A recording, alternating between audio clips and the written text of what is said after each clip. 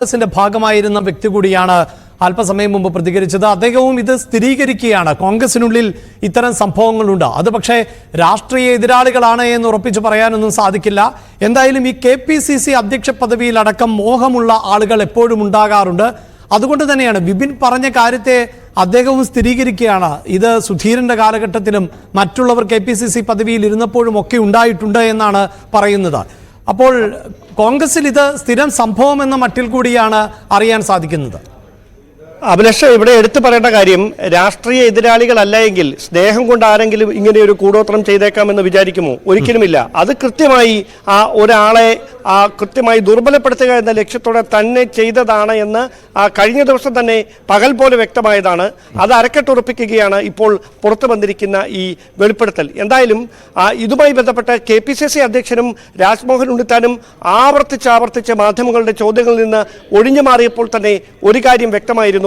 അവർക്ക് ആരാണ് ഇതിന് പിന്നിലുള്ളത് എന്ന കൃത്യമായ ധാരണയുണ്ട് എന്ന കാര്യം. പിന്നെ എന്തുകൊണ്ട് അവർ അത് വെളിപ്പെടുത്താൻ തയ്യാറായില്ല എന്നതായിരുന്നു ഏറ്റവും പ്രധാനപ്പെട്ട കാര്യം. അതോടൊപ്പം ഈ ഘട്ടത്തിൽ എന്തുകൊണ്ട്, അതായത് ഈ വിപിൻ നമുക്ക് നൽകിയ അഭിമുഖത്തിൽ പറയുന്നത് 1.5 വർഷം മുമ്പാണ് ഈ സംഭവം ഉണ്ടായിരിക്കുന്നത് എന്നാണ്. നമുക്ക് ഈ വാർത്ത ലഭ്യമാകുന്ന സോഴ്സിൽ നിന്ന് നമുക്ക് ആദ്യം മനസ്സിലാക്കാൻ കഴിഞ്ഞത് മാസങ്ങൾക്ക് മുമ്പെന്നായിരുന്നു. പക്ഷേ ഈ ദൃശ്യങ്ങൾ പകർത്തിയ വിപിൻ തന്നെ പറയുന്നു 1.5 വർഷം മുമ്പാണ് ഇത് സംഭവിച്ചിരിക്കുന്നത്. പിന്നെ എന്തുകൊണ്ടാണ് ഇപ്പോൾ ഈ ദൃശ്യങ്ങൾ പുറത്തു വന്ന സാഹചര്യം എന്ന ചോദ്യത്തിന് വിപിൻ നൽകിയ മറുപടിയാണ് എനിക്ക് തോന്നുന്നത് ഇതിലെ ഏറ്റവും ഗൗരവതരമായിട്ടുള്ള കാര്യം. അവിടെ കൃത്യമായി വിപിൻ പറഞ്ഞു വെക്കുന്നത്, അദ്ദേഹം കണ്ണൂർ ലോക്സഭാ മണ്ഡലത്തിൽ നിന്ന് മൃഗീയമായ ഭൂരിപക്ഷത്തിൽ വിജയിച്ച് വീണ്ടും തിരികെ KPCC അധ്യക്ഷ പദവിയിലേക്ക് തിരികെ എത്തുന്ന സാഹചര്യത്തിലേക്ക് എത്തിയ ശേഷവും അദ്ദേഹത്തെ അസ്വാഭാവികമായ ചില ആരോഗ്യ പ്രശ്നങ്ങൾ അലട്ടുന്നുണ്ട്. അതായത് അദ്ദേഹത്തിനെതിരെ ഇപ്പോഴും സമാനമായ തരത്തിലുള്ള കൂടോത്രം നടക്കുന്നുവെന്ന് പറയാതെ പറയുകയാണ് വിപിൻ. ഞാൻ ആവർത്തിച്ച് വിപിനോട് കാര്യം ചോദിച്ചിരുന്നു. പക്ഷേ കൂടുതൽ അതുമായി ബന്ധപ്പെട്ട വിശദീകരണങ്ങളൊന്നും നൽകാൻ വിപിൻ തയ്യാറായില്ല. പക്ഷേ ഒരു കാര്യം ഉറപ്പാണ്, കോൺഗ്രസിലെ പ്രമുഖരായ 15 ഉന്നത നേതാക്കൾക്കെതിരെ ഇത്തരത്തിലൊരു നീക്കം നടക്കുന്നുണ്ട് എന്ന കാര്യം രാജ്മോഹൻ ഉണ്ണിത്താൻ തന്നെ കഴിഞ്ഞ ആഴ്ച നമുക്ക് നൽകിയ അഭിമുഖത്തിൽ വ്യക്തമാക്കിയിരുന്നു. ആ അഭിമുഖത്തിന് പിന്നാലെയാണ് ഈ ദൃശ്യങ്ങൾ നമുക്ക് ലഭ്യമാകുന്നത്. എന്തായാലും രാജ്മോഹൻ ഉണ്ണിത്താൻ പറഞ്ഞ വാക്കുകളും വിപിൻ നടത്തിയ വെളിപ്പെടുത്തലുകളും വെച്ച് നോക്കുമ്പോൾ കോൺഗ്രസിലെ സമുന്നതരായ നേതാക്കളെ ദുർബലപ്പെടുത്തുന്നതിനു വേണ്ടി ആസൂത്രിതമായ ഒരു നീക്കം നടക്കുന്നു എന്ന കൃത്യമായ വെളിപ്പെടുത്തലുകളാണ്, സ്ഥിരീകരിക്കുന്ന വിവരങ്ങളാണ് പുറത്തു വന്നുകൊണ്ടിരിക്കുന്നത്. അഭിലാഷ്, അതായത് ഡാൻ, ഇതിലേറ്റവും പ്രധാനപ്പെട്ടത് ഇത് രാഷ്ട്രീയ എതിരാളികളുടേത് എന്ന് പറയുമ്പോൾ അത് കോൺഗ്രസിന് പുറത്തുള്ളവർ അല്ല, മറിച്ച് പാർട്ടിക്കകത്ത് തന്നെയുള്ള, ഈ പാർട്ടിയെ സംബന്ധിച്ചിടത്തോളം നമുക്കറിയാമല്ലോ, എപ്പോഴും ഈ പല ഗ്രൂപ്പുകളായി പ്രവർത്തിക്കുന്ന സാഹചര്യം ഉണ്ടാകുന്നു.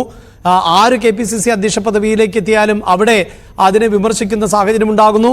അത് സുധാകരൻ KPCC അധ്യക്ഷ സ്ഥാനത്തെത്തിയതിനു ശേഷമുണ്ടായ പടലപ്പിണക്കങ്ങളൊക്കെ രാഷ്ട്രീയ കേരളം പലപ്പോഴായി കണ്ടതാണ് ആ പാർട്ടിക്കുള്ളിൽ തന്നെ.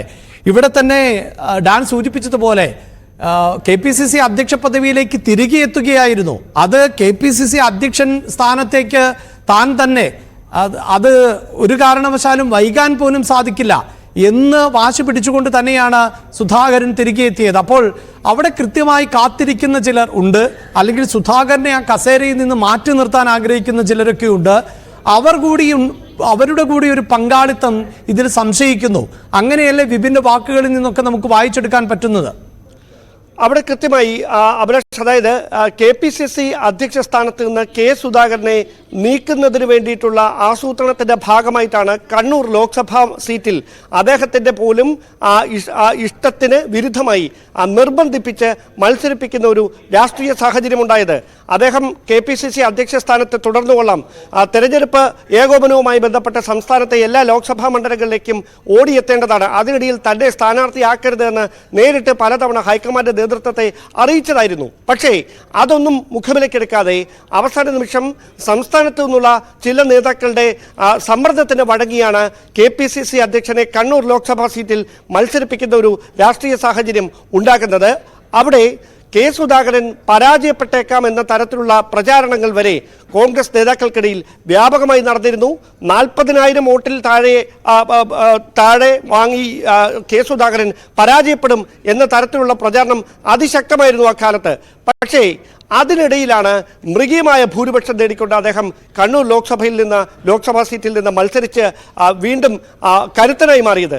അതാണ് ഈ കസേര ലക്ഷ്യം വെച്ചിരുന്നവരുടെ ഈ മനോനില അല്ലെങ്കിൽ അവരുടെ ആഗ്രഹം സഫലമാകാതെ പോയതിൻ്റെ പ്രധാനപ്പെട്ട കാരണമായി മാറിയത്.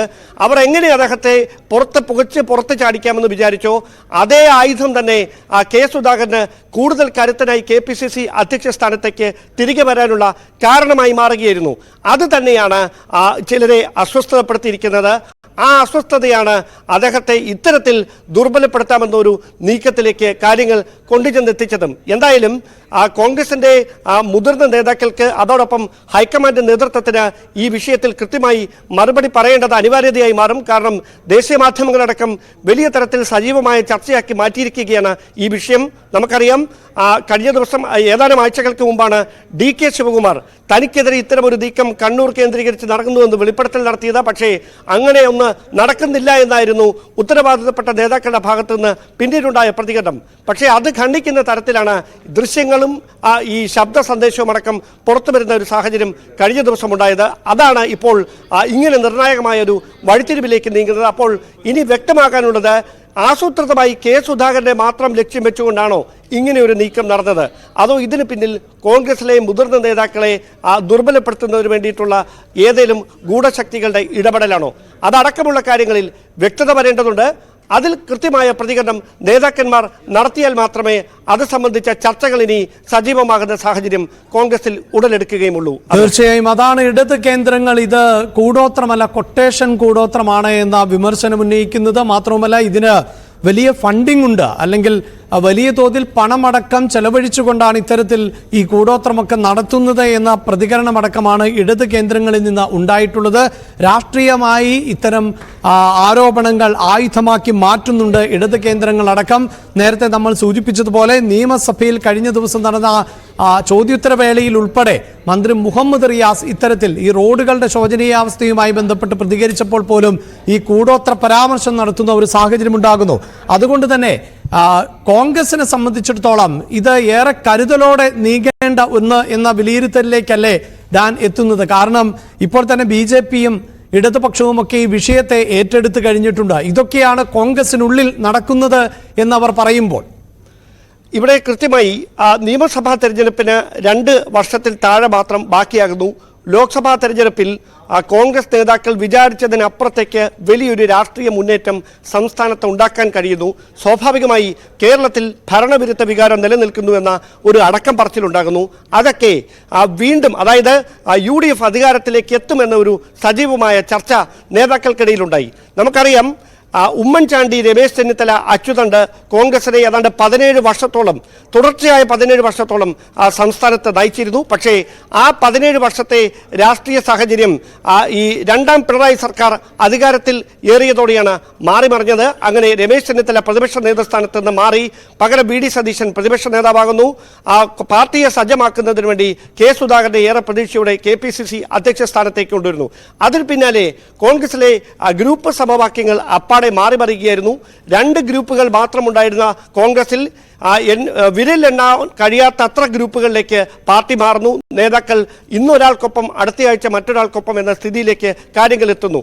അതിനിടയിലാണ് ഈ അപ്രതീക്ഷിതമായ ഒരു തെരഞ്ഞെടുപ്പ് നേട്ടം ലോക്സഭാ തെരഞ്ഞെടുപ്പിൽ UDFിൽ ഉണ്ടായത്. അത് കൃത്യമായി നിയമസഭാ തെരഞ്ഞെടുപ്പിലും പ്രതിഫലിക്കുമെന്ന കൃത്യമായ ബോധ്യം നേതാക്കൾക്ക് എല്ലാവർക്കുമുണ്ട്. അവിടെ സ്വാഭാവികമായി കോൺഗ്രസിൽ എല്ലാ കാലത്തും തലവേദനയായി മാറിയിട്ടുള്ള അധികാര വടംവലി അത് ഇത്തവണയും അങ്ങനെ തന്നെ ഉണ്ടാകുമെന്ന കാര്യം ഉറപ്പാണ്. അതിനിടയിലാണ് KPCC അധ്യക്ഷനെതിരായ ഒരു അപായപ്പെടുത്തൽ നീക്കം കൂടോത്രത്തിലൂടെ നടന്നു എന്ന തരത്തിലുള്ള നിർണായകമായ ദൃശ്യങ്ങളടക്കം പുറത്തുവരുന്ന സാഹചര്യം ഉണ്ടാകുന്നത്. എന്തായാലും സംസ്ഥാന കോൺഗ്രസിൽ സമാനതകളില്ലാത്ത ഒരു വെളിപ്പെടുത്തലായി വിപിൻ മോഹൻ ഇപ്പോൾ നടത്തിയിരിക്കുന്ന ഈ വെളിപ്പെടുത്തൽ മാറുമെന്ന കാര്യത്തിൽ സംശയം വേണ്ട. കെ സുധാകരൻ മനസ്സ് തുറന്ന് ആരാണ് തനിക്കെതിരെ അങ്ങനെ ഒരു നീക്കം നടത്തിയതെന്ന് വെളിപ്പെടുത്തുന്ന ഒരു സാഹചര്യം ഉണ്ടായാൽ പിന്നെ എന്താണ് ഡാൻ ഒരു കാര്യം കൂടി ഇപ്പോൾ സൂചിപ്പിക്കുന്നത് പോലെ കെ സുധാകരനും വളരെ കരുതലോടുകൂടിയുള്ള പ്രതികരണം തന്നെയാണ് ഇപ്പോൾ നടത്തുന്നത്. തനിക്കതിൽ വിശ്വാസമൊന്നുമില്ല എന്ന് പറയുമ്പോൾ, കൂടുതൽ കാര്യങ്ങളെക്കുറിച്ച് പറയുന്നില്ല എന്ന് പറയുമ്പോഴും അത് പറയേണ്ടി വരുന്ന ഒരു സാഹചര്യത്തിലേക്കാണോ എത്തുന്നത്? കാരണം ഇപ്പോൾ തന്നെ വിപിൻ പറയുന്നതനുസരിച്ചാണെങ്കിൽ ഇതുമായി ബന്ധപ്പെട്ട് പാർട്ടിക്കുള്ളിൽ ഇതൊരു പാർട്ടിയുടെ ആഭ്യന്തര വിഷയമെന്ന നിലയ്ക്ക് അപ്പുറത്തേക്ക് പോകില്ല, അല്ലെങ്കിൽ അങ്ങനെ ഒരു പരാതിക്കൊന്നുമുള്ള സാധ്യതയില്ല. പക്ഷേ പാർട്ടിക്കകത്ത് തന്നെ ഇതൊരു പരാതിയായി ഉയർന്നു വരാനുള്ള സാധ്യതയുണ്ടെങ്കിൽ പിന്നീട് ഇതിൽ ഈ നിശബ്ദത നേതാക്കൾക്ക് തുടരാൻ സാധിക്കുമോ ഡാൻ? അത് തന്നെയാണ് ഞാൻ ആദ്യഘട്ടം മുതൽ വ്യക്തമാക്കിയത്. ഇത് കോൺഗ്രസുമായി നേരിട്ട് ബന്ധപ്പെട്ട കാര്യമല്ല. അങ്ങനെയുള്ള ഒരു തെളിവുകളും പുറത്തു വന്നിട്ടില്ല എന്ന് പറഞ്ഞ് മുഖം രക്ഷിക്കാൻ ശ്രമിച്ചിരുന്ന കോൺഗ്രസ് നേതൃത്വത്തിന് കൃത്യമായി സമ്മർദ്ദത്തിലാകുന്ന ഒരു രാഷ്ട്രീയ സാഹചര്യമാണ് ഉരുത്തിരിഞ്ഞിരിക്കുന്നത്. നിയമസഭാ സമ്മേളനം അടുത്ത ആഴ്ച 11-ാം തീയതി വരെ തുടരുകയാണ്. അതിനിടയിൽ പ്രതിപക്ഷം സർക്കാരിനെതിരെ വലിയ തരത്തിലുള്ള വിമർശനങ്ങൾ ഉന്നയിച്ചുകൊണ്ടിരിക്കുന്നതിനിടയിലാണ് വീണ് കിട്ടിയ ഒരു ആയുധം, അത് ഇടത് കേന്ദ്രങ്ങൾ കോൺഗ്രസിനെ പ്രഹരിക്കാനുള്ള വടിയായി ഉപയോഗിച്ചുകൊണ്ടിരിക്കുന്നത്. BJPയും കൃത്യമായി തന്നെ സംസ്ഥാന അധ്യക്ഷനടക്കം കഴിഞ്ഞ ദിവസം കോൺഗ്രസ് നേതൃത്വത്തിനെതിരെ രൂക്ഷമായി വിമർശനം ഉന്നയിച്ചുകൊണ്ട് രംഗത്ത് വരുന്ന ഒരു സാഹചര്യമുണ്ടായിരുന്നു.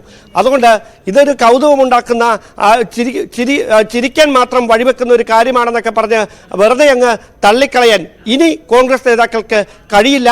അത്തരമൊരു സാഹചര്യത്തിലേക്ക് തന്നെയാണ് നീങ്ങുന്നത്.